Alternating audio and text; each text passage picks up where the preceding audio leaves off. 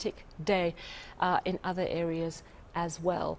And that is the news, of course, that the heavy rains which hit parts of Johannesburg this afternoon affected the search and recovery operation for the remaining 3 congregants who drowned during a baptism ceremony on the Jukskei River on Saturday.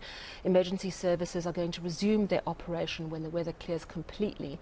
You'll have heard the news reports by now that 14 congregants have been confirmed dead so far as part of that church group. The youngest was just 3 months old. A little earlier, eNCA reporter Manqoba Mchunu put together this report.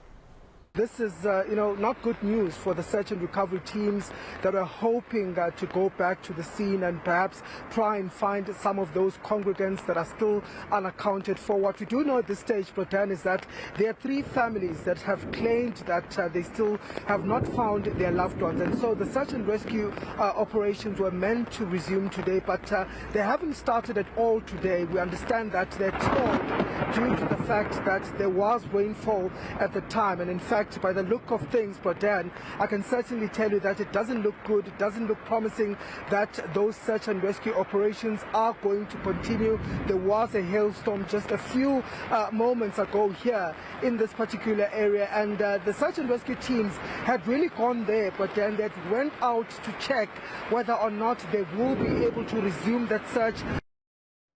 All right, so that was Manqoba Mchunu, who with his team was speaking to Dan Moyani a little earlier this afternoon. And what happened with that hailstorm is that there was a hailstorm, it stopped, it seemed to clear, and then it hit again. He was still doing his live crossing when that moment happened. Let's take a look.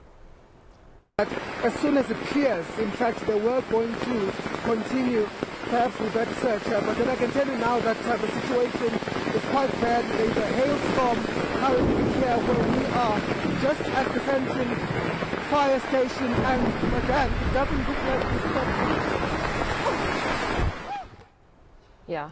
So that was quite a dramatic moment. We can tell you that Thokozisi Soni, who was operating the camera, and Manqoba were both somewhat injured, not seriously.